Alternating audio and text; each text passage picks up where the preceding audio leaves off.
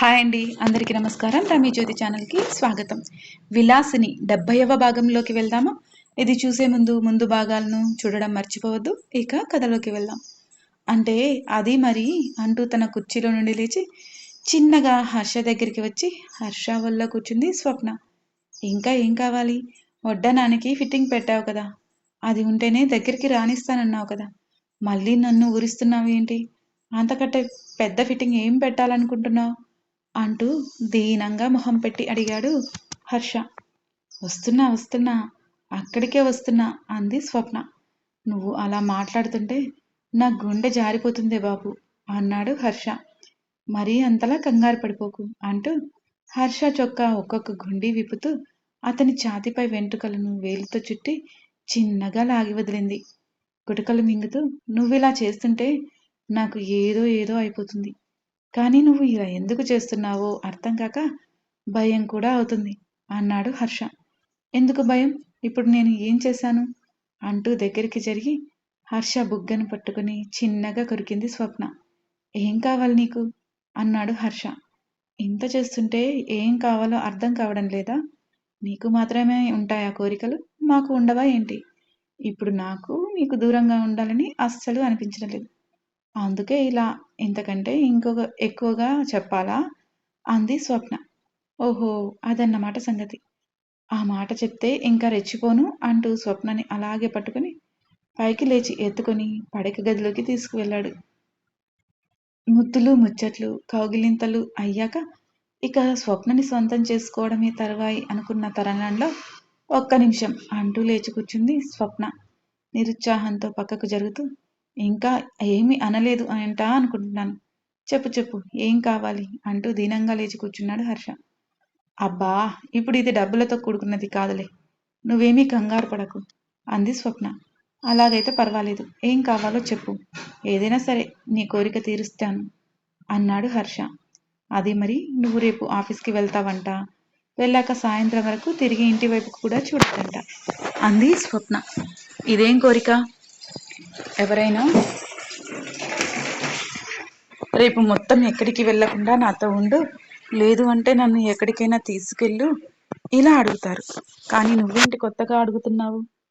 ఎలాగో నేను రోజు ఆఫీస్కి వెళ్ళి మధ్యలో తిరిగి రావడం లేదు కదా అన్నాడు హర్ష.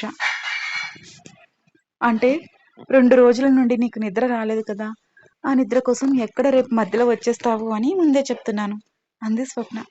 నేను మధ్యలో వస్తే నీకేంటి ఇబ్బంది? అడిగాడు హర్ష. అంటే ఇబ్బంది నాకు కాదు, నా కోసం వచ్చే వాళ్లకు అంది స్వప్న. ఏంటి? అంటూ కళ్ళు చిన్నగా ముడిచి అడిగాడు హర్ష. అదే, నా స్నేహితురాళ్ళు వస్తున్నారు రేపు. వాళ్లకు నువ్వు ఇంట్లో ఉంటే అంత ఫ్రీగా ఉండదు. నువ్వు ఇంట్లో ఉండవు, అసలు రావు అని చెప్పాకే రావడానికి ఒప్పుకున్నారు. ఇప్పుడు అందుకే రావద్దంటున్నాను అంది స్వప్న. నీ స్నేహితురాళ్ళు వచ్చాక మధ్యలో వచ్చాను అనుకో, అప్పుడు ఏం చేస్తావు? అడిగాడు హర్ష. అప్పుడేం చేస్తాను? వాళ్ళు అడిగాడు హర్ష. ఇదే అనుమానం వాళ్ళు కూడా వ్యక్తం చేశారు.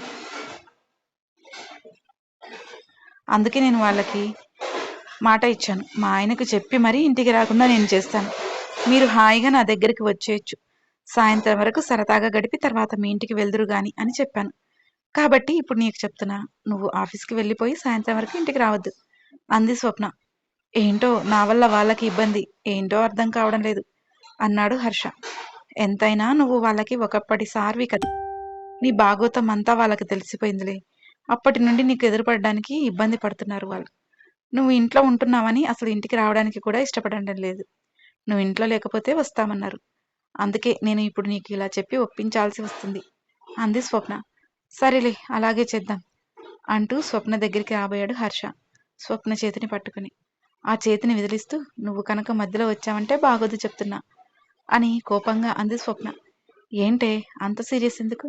నేనేదో నీ శత్రువులాగా, వాళ్ళ శత్రువులాగా అలా మాట్లాడుతున్నావు అన్నాడు హర్ష. అది కాదు, నేను వాళ్ళకి చెప్పాను. నేనేం చెప్తే నువ్వు అది వింటావని.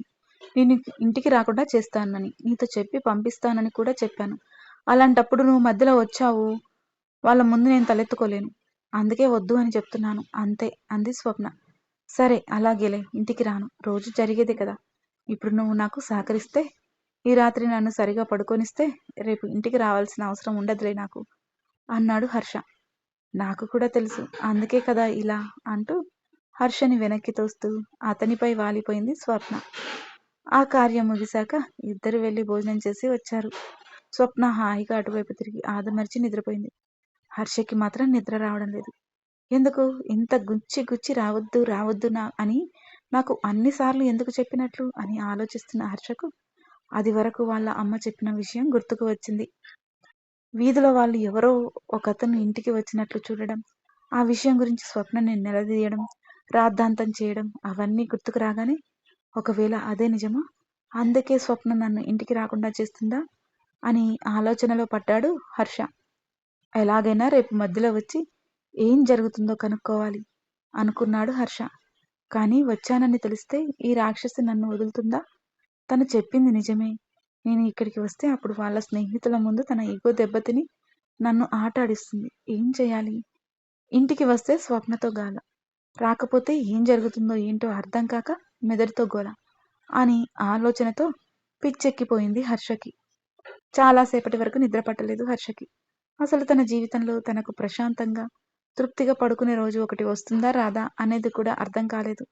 ఎప్పటికో అర్ధరాత్రి దాటాక ఏదో ఒక నిర్ణయం తీసుకున్న వాడిలాగా నిద్రపోయాడు. ఉదయాన్నే లేచి స్వప్నకి టిఫిన్ చేసి స్వప్నకి మధ్యాహ్నం భోజనం తయారు చేస్తున్న సమయంలో స్వప్న అక్కడికి వచ్చింది.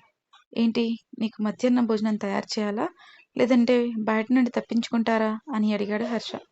నా స్నేహితుల నుండి వస్తుంటే బయట నుండి తెప్పిస్తే ఏం బాగుంటుంది, ఇంట్లోనే కావాలి, వండి పెట్టు అంది స్వప్న. ఎంతమందికి అడిగాడు హర్ష. ఓ 100 మంది ఏమీ రావట్లే, నాతో పాటు ఒక ఇద్దరికి వండి చాలు అంటూ వెళ్ళి హాల్లో కూర్చుని టీవీ పెట్టుకుంది స్వప్న. స్వప్న వెనక్కి వచ్చి, నీ స్నేహితురాళ్ళు వస్తున్నప్పుడు ప్రేమగా వాళ్ళ కోసం వంట చేయొచ్చు కదా, వాళ్ళకి నేను చేశానని భోజనం పెడితే ఏం బాగుంటుంది చెప్పు అన్నాడు హర్ష. వాళ్ళకి ఏమైనా బోర్డు రాసి పెట్టిపోతావా ఏంటి, ఈ వంట మా ఆవిడ చేసింది కాదు నేను చేసింది అని. నాకు ఏం చెప్పాలో ఏం చేయాలో తెలుసు కానీ నీ పని నువ్వు చూసుకుని వెళ్ళు అంది స్వప్న. కొనసాగుతుంది. మీకు ఈ కథ నచ్చినట్లయితే లైక్ చేయండి, షేర్ చేయండి. మరిన్ని నా కథలను మిస్ కాకుండా ఉండడం కోసం వెంటనే నా ఛానల్ని సబ్స్క్రైబ్ చేసుకోండి. ఈ కథపై మీ అభిప్రాయాలను తెలియచేయడం మర్చిపోవద్దు. మరో భాగంతో మీ ముందుకు వస్తాను. నా ఛానల్లో చాలా స్టోరీస్ ఉన్నాయండి. అచలకీల 3rd సీజన్ రన్ అవుతుంది. అది కూడా ఆడవాళ్లకు సంబంధించిన స్టోరీని. ఇంకా క్రైమ్ ఇన్ యాప్ ఎంతో ఉత్కంఠంగా సాగే స్టోరీ, క్రైమ్ స్టోరీ అని అనుకోకండి. ఫ్యామిలీలో క్రైమ్ యాడ్ అయితే ఎలా ఉంటుందో చూపిస్తున్నాను. ఒక్క కథ కూడా మిస్ అవ్వకండి. అన్నీ చాలా చాలా బాగుంటాయి. తప్పకుండా చూస్తారు కదా. ఉంటాను.